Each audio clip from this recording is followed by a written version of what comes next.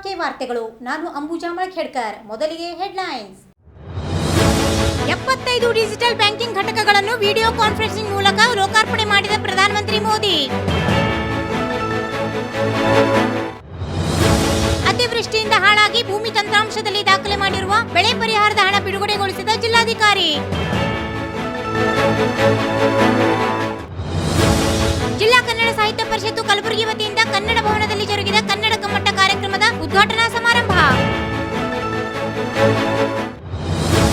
ಹೃದಯಾಘಾತದಿಂದ ಮರಣ ಹೊಂದಿದ ಶ್ವಾನದ ಅಗಲಿಕೆಗೆ ಬಿಕ್ಕಿ ಬಿಕ್ಕಿ ಕಣ್ಣೀರು ಸುರಿಸಿದ ಮೋಹನ್ ಕುಲಕರ್ಣಿ ಪರಿವಾರ.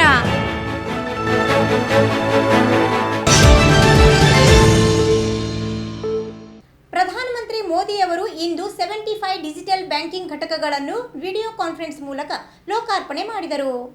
2022-23ರ ಕೇಂದ್ರ ಬಜೆಟ್ ಭಾಷಣದ ಭಾಗವಾಗಿ ನಮ್ಮ ದೇಶದ ಸ್ವಾತಂತ್ರ್ಯದ 75 ವರ್ಷಗಳ ನೆನಪಿಗಾಗಿ ದೇಶದ 75 ಜಿಲ್ಲೆಗಳಲ್ಲಿ 75 ಡಿಬಿಯುಗಳನ್ನು ಸ್ಥಾಪಿಸುವುದಾಗಿ ಹಣಕಾಸು ಸಚಿವರು ಘೋಷಿಸಿದ್ದರು. ಡಿಬಿಯುಗಳು ಡಿಜಿಟಲ್ ಬ್ಯಾಂಕಿಂಗ್ ಉತ್ಪನ್ನಗಳು ಮತ್ತು ಸೇವೆಗಳನ್ನು ತಲುಪಿಸಲು ಅಸ್ತಿತ್ವದಲ್ಲಿರುವ ಹಣಕಾಸು ಉತ್ಪನ್ನಗಳು ಮತ್ತು ಸೇವೆಗಳನ್ನು ಡಿಜಿಟಲ್ ಆಗಿ ಸೇವೆ ಸಲ್ಲಿಸಲು ಕೆಲವು ಕನಿಷ್ಠ ಡಿಜಿಟಲ್ ಮೂಲ ಸೌಕರ್ಯಗಳನ್ನು ಹೊಂದಿರುವ ಬಿಸಿನೆಸ್ ಯೂನಿಟ್ ಹಬ್ ಆಗಿದ್ದು, ಸ್ವಯಂ ಸೇವೆ ಮತ್ತು ನೆರವಿನ ಮೋಡ್ 2ರಲ್ಲೂ ಗ್ರಾಹಕರಿಗೆ ಕಡಿಮೆ ವೆಚ್ಚದ ಅನುಕೂಲಕರ ಪ್ರವೇಶ ಮತ್ತು ಅಂತಹ ಉತ್ಪನ್ನಗಳು ಮತ್ತು ಸೇವೆಗಳಿಗೆ ವರ್ಧಿತ ಡಿಜಿಟಲ್ ಅನುಭವವನ್ನು ದಕ್ಷವಾಗಿ ಹೊಂದಲು ಅನುವು ಮಾಡಿಕೊಡುತ್ತದೆ. ಕಾಗದರಹಿತ, ಸುರಕ್ಷಿತ ಮತ್ತು ಸಂಪರ್ಕಿತ ಪರಿಸರವು ಹೆಚ್ಚಿನ ಸೇವೆಗಳು ಯಾವುದೇ ಸಮಯದಲ್ಲಿ ವರ್ಷ ಪೂರ್ತಿ ಸ್ವಯಂ ಸೇವಾ ಮೋಡ್ನಲ್ಲಿ ಲಭ್ಯವಿರುತ್ತವೆ. ಡಿಜಿಟಲ್ ಬ್ಯಾಂಕಿಂಗ್ನ ಪ್ರಯೋಜನಗಳು ದೇಶದ ಮೂಲೆ ಮೂಲೆಗಳನ್ನು ತಲುಪುವುದನ್ನು ಖಚಿತಪಡಿಸಿಕೊಳ್ಳುವ ಉದ್ದೇಶದಿಂದ ಡಿಬಿಯುಗಳನ್ನು ಸ್ಥಾಪಿಸಲಾಗುತ್ತಿದೆ. ಇದು ಎಲ್ಲಾ ರಾಜ್ಯಗಳು ಮತ್ತು ಕೇಂದ್ರಾಡಳಿತ ಪ್ರದೇಶಗಳನ್ನು ಒಳಗೊಳ್ಳುತ್ತದೆ ಎಂದು ಪ್ರಧಾನಿ ನರೇಂದ್ರ ಮೋದಿ ಅವರು ತಿಳಿಸಿದ್ದಾರೆ. ಇಂದು ಉದ್ಘಾಟನೆಗೊಂಡಿರುವ 75 ಡಿಜಿಟಲ್ ಬ್ಯಾಂಕಿಂಗ್ ಒಕ್ಕೂಟಗಳಲ್ಲಿ 2 ಡಿಬಿಯುಗಳು ಜಮ್ಮು ಮತ್ತು ಕಾಶ್ಮೀರ ಬ್ಯಾಂಕ್ಗೆ ಸೇರಿವೆ ಎಂದು ಅಧಿಕಾರಿಗಳನ್ನು ಉಲ್ಲೇಖಿಸಿ ಸುದ್ದಿ ಸಂಸ್ಥೆ ಪಿಟಿಐ ವರದಿ ಮಾಡಿದೆ. ಈ ಪೈಕಿ ಒಂದು ಶ್ರೀನಗರದ ಲಾಲ್ ಚೌಕ್ ನಲ್ಲಿರುವ ಎಸ್ಎಸ್ಐ ಶಾಖೆ ಮತ್ತು ಇನ್ನೊಂದು ಜಮ್ಮುವಿನ ಚನ್ನಿ ರಾಮ ಶಾಖೆ. 11 ಸಾರ್ವಜನಿಕ ವಲಯದ ಬ್ಯಾಂಕುಗಳು, 12 ಖಾಸಗಿ ವಲಯದ ಬ್ಯಾಂಕುಗಳು ಮತ್ತು ಒಂದು ಸಣ್ಣ ಹಣಕಾಸು ಬ್ಯಾಂಕು ಸೇರಿದೆ. In recent years, digital banking has emerged as a preferred channel for delivering banking services across the country. And the Reserve Bank has been taking progressive measures to improve availability of digital infrastructure from banking services. 75 digital banking units, इसके शुभारंभ के इस अवसर पर सभी देशवासियों को हार्दिक शुभकामनाएं।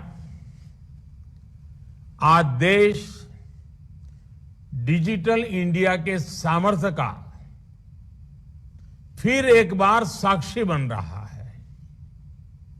आज 75 डिजिटल बैंकिंग यूनिट्स देश के 75 जिलों में धरातल पर उतर रही है। मैं इस मिशन से जुड़े सभी लोगों, हमारे बैंकिंग सेक्टर को, हमारे आरबीआई को बहुत बहुत बधाई देता हूं।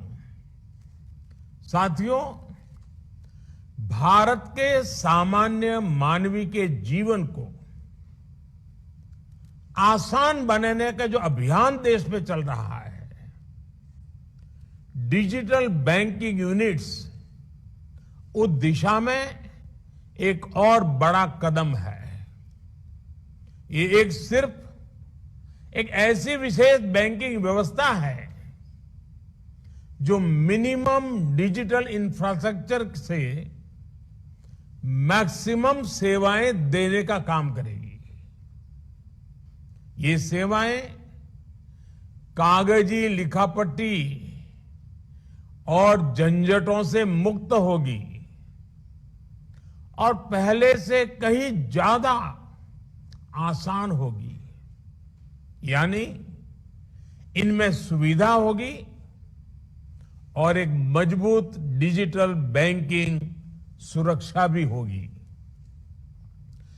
गांव में, छोटे शहर में कोई व्यक्ति जब डिजिटल बैंकिंग यूनिट की सेवाएं लेगा तो उसके लिए पैसे भेजने से लेकर लोन लेने तक सब कुछ आसान हो जाएगा, ऑनलाइन हो जाएगा।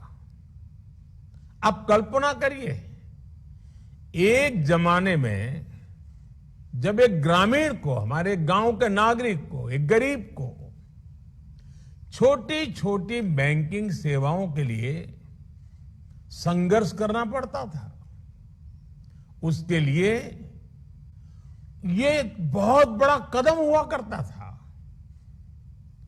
लेकिन आज बहुत आसानी से इस बदलाव को वो जीने के लिए आनंदित हो जाएगा, उत्साहित हो जाएगा। साथियों, हमारी सरकार का लक्ष्य भारत के सामान्य मानवी को एम्पावर करना है, उसे पावरफुल बनाना है। इसलिए हमने समाज के अंतिम पायदान पर खड़े व्यक्ति को ध्यान में रखकर नीतियां बनाई और पूरी सरकार उसकी सुविधा और प्रगति के रास्ते पर चली। ಅತಿವೃಷ್ಟಿಯಿಂದ ಹಾಳಾಗಿ ಭೂಮಿ ತಂತ್ರಾಂಶದಲ್ಲಿ ದಾಖಲೆ ಮಾಡಿರುವ ಬೆಳೆ ಪರಿಹಾರವನ್ನು ಜಿಲ್ಲಾಧಿಕಾರಿಗಳಾದ ಯಶವಂತ್ ವಿ ಗುರುಕರ್ ಅವರು ಇಂದು ಬಿಡುಗಡೆ ಮಾಡಿದರು. ಪ್ರಸಕ್ತ 2022-23 ಮುಂಗಾರು ಹಂಗಾಮಿನಲ್ಲಿ ಅತಿವೃಷ್ಟಿಯಿಂದ ಹಾಳಾದ ಬೆಳೆಗಳಿಗೆ ಭೂಮಿ ತಂತ್ರಾಂಶದಲ್ಲಿ ದಾಖಲಾಗಿರುವವರ ಪೈಕಿ 5ನೇ ಹಂತದ ರೂಪದಲ್ಲಿ ಜಿಲ್ಲೆಯ 15,234 ರೈತರಿಗೆ 13.94 ಕೋಟಿ ರೂಪಾಯಿ ಬೆಳೆ ಪರಿಹಾರ ಬಿಡುಗಡೆಗೆ ಜಿಲ್ಲಾಧಿಕಾರಿ ಯಶವಂತ್ ವಿ ಗುರ್ಕರ್ ಶುಕ್ರವಾರ ಅನುಮೋದನೆ ನೀಡಿದ್ದಾರೆ. ಕಳೆದ ಜುಲೈ-ಆಗಸ್ಟ್ ಮಾಹೆಯಲ್ಲಿ ಜಿಲ್ಲೆಯಲ್ಲಿ ಸುರಿದ ಮಳೆಯಿಂದಾಗಿ 1.70 ಲಕ್ಷ ಹೆಕ್ಟೇರ್ ಪ್ರದೇಶ ಬೆಳೆ ಹಾನಿಯನ್ನು ಜಂಟಿ ಸಮೀಕ್ಷೆ ಮೂಲಕ ಅಂದಾಜಿಸಿ ಬೆಳೆ ಪರಿಹಾರಕ್ಕೆ ರಾಜ್ಯ ಸರ್ಕಾರಕ್ಕೆ ಪ್ರಸ್ತಾವನೆ ಸಲ್ಲಿಸಲಾಗಿತ್ತು. ಈಗ ಅನುಮೋದನೆ ನೀಡಿದ ಪರಿಹಾರ 2 ದಿನದಲ್ಲಿ ರೈತರ ಖಾತೆಗೆ ಹಣ ಜಮೆ ಆಗಲಿದೆ. ಇದೀಗ ಅನುಮೋದನೆ ನೀಡಿರೋದು ಸೇರಿದಂತೆ ಒಟ್ಟಾರೆ 5 ಹಂತದಲ್ಲಿ 2,40,928 ರೈತರಿಗೆ 217 ಕೋಟಿ ರೂಪಾಯಿ ಪರಿಹಾರ ನೀಡಿದಂತಾಗಿದೆ. ಇದು ರಾಜ್ಯದಲ್ಲಿಯೇ ದಾಖಲೆ ಪ್ರಮಾಣದಲ್ಲಿ ಜಿಲ್ಲೆಗೆ ಅತಿ ಹೆಚ್ಚಿನ ಪರಿಹಾರ ಬಿಡುಗಡೆಯಾಗಿದೆ ಎಂದು ಡಿಸಿ ಯಶವಂತ್ ವಿ ಗುರ್ಕರ್ ತಿಳಿಸಿದ್ದಾರೆ. ಜಿಲ್ಲಾ ಕನ್ನಡ ಸಾಹಿತ್ಯ ಪರಿಷತ್ತು ಕಲಬುರಗಿ ವತಿಯಿಂದ ಇಂದು ಕಾವ್ಯ ಕಮ್ಮಟ ಉದ್ಘಾಟನಾ ಸಮಾರಂಭ ಜರುಗಿತು.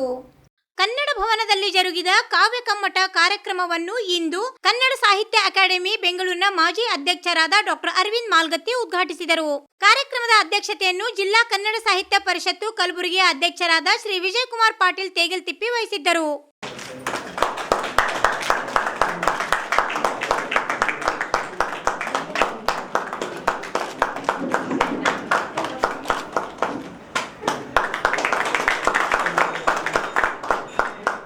ಈ ಕಾರ್ಯಕ್ರಮದಲ್ಲಿ ಹಿರಿಯ ಸಾಹಿತಿಗಳಾದ ಶ್ರೀ ಬಂಟ್ನೂರ್ ಗುರುಶಾಂತಯ್ಯ, ಶ್ರೀಮತಿ ಕಾವ್ಯಶ್ರೀ ಮಹಾಗಾಂವ್ಕರ್ ಹಾಗೂ ಗೌರವ ಕಾರ್ಯದರ್ಶಿಗಳಾದ ಶಿವರಾಜ್ ಅಂಡಗಿ, ಯಶವಂತರಾಯ್ ಅಷ್ಟಗಿ, ಗೌರವ ಕೋಶಾಧ್ಯಕ್ಷರಾದ ಶರಣರಾಜ್ ಛಪ್ಪರ್ಬಂದಿ ಹಾಗೂ ಇನ್ನಿತರರು ಉಪಸ್ಥಿತರಿದ್ದರು. ಯಾರು ಜಿಲ್ಲೆಗೆ ಬರ್ತಾರೆಯೋ ಅವ್ರು ಬರಲ್ಲ ಅಂದ್ರೆ ಎಳ್ಕೊಂಡು ತಂದು ನಿಲ್ಲಿಸ್ಬಿಟ್ಟು ಮಾತಾಡ್ತಾರೆ. ಯಾಕಂದ್ರೆ ನಾನು ಸುಮಾರು ಪ್ರಸಾರಂಗದಲ್ಲಿ ನಿರ್ದೇಶಕನಾಗಿದ್ದೆ, ಅಧ್ಯಯನ ಸಂಸ್ಥೆಯಲ್ಲಿ ನಿರ್ದೇಶಕನಾಗಿದ್ದೆ, ಮ್ಯೂಸಿಯಂನಲ್ಲಿ ನಿರ್ದೇಶಕನಾಗಿದ್ದೆ, ಸುಮಾರು ಕಡೆಗಳಲ್ಲಿ ಅವಾಗ ನಾನು ಮಾಡ್ತಾ ಇದ್ದಿದ್ದು ಇದೇ ಕೆಲಸ.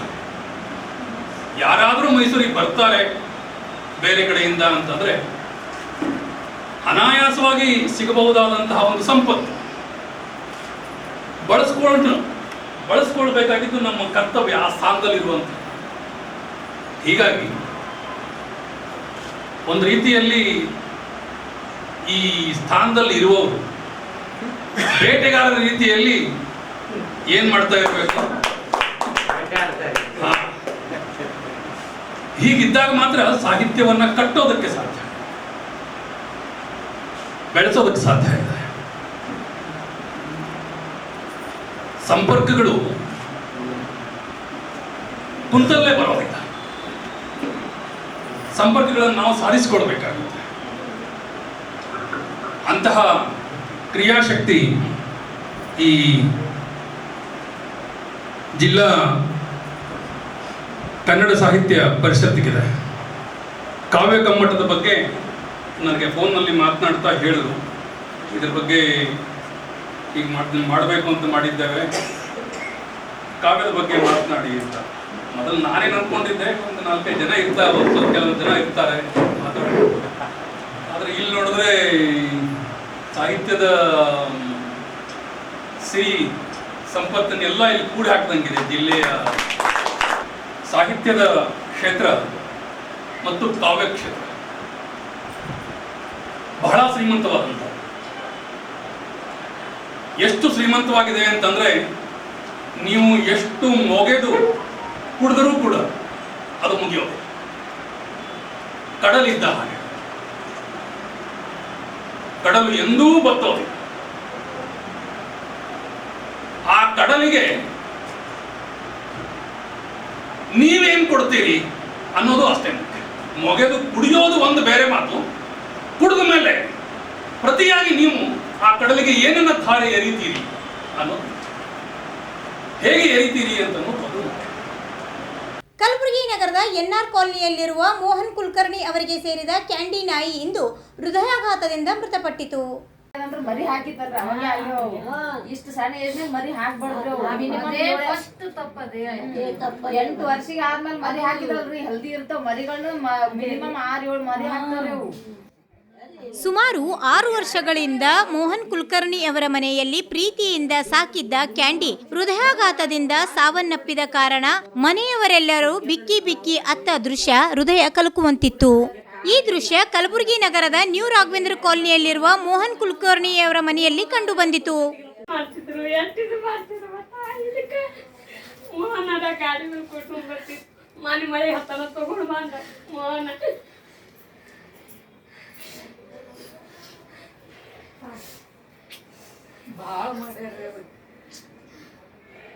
ನನ್ನ ಗಾಡಿ ಕಳಿತು, ಇದೊಂದು ನಾಯಿ ಬಾಳ ಕಾಡೋದು ಹತ್ತೈತಿ.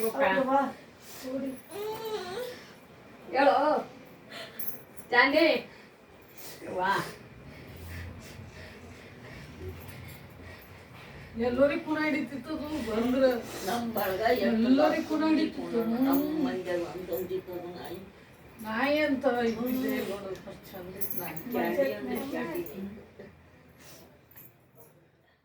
ಕೊನೆಗೆ ಮತ್ತೊಮ್ಮೆ ಹೆಡ್ಲೈನ್ಸ್.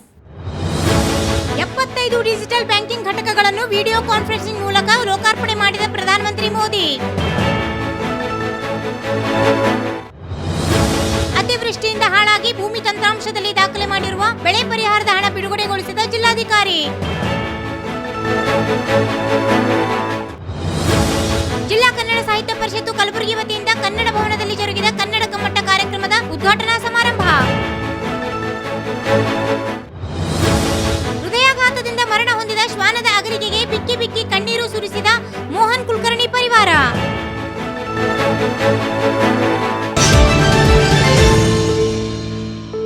ಇದು ಇವತ್ತಿನ ವಿಶ್ವಕೆ ವಾರ್ತೆಗಳು. ಪ್ರತಿನಿತ್ಯದ ಸುದ್ದಿಗಳಿಗಾಗಿ ನೋಡ್ತಾ ಇರಿ ವಿಶ್ವಕೆ ವಾರ್ತೆಗಳು. ಮುಂದಿನ ಸುದ್ದಿಗಳೊಂದಿಗೆ ಮತ್ತೆ ಭೇಟಿಯಾಗುತ್ತೇನೆ. ನಮಸ್ಕಾರ.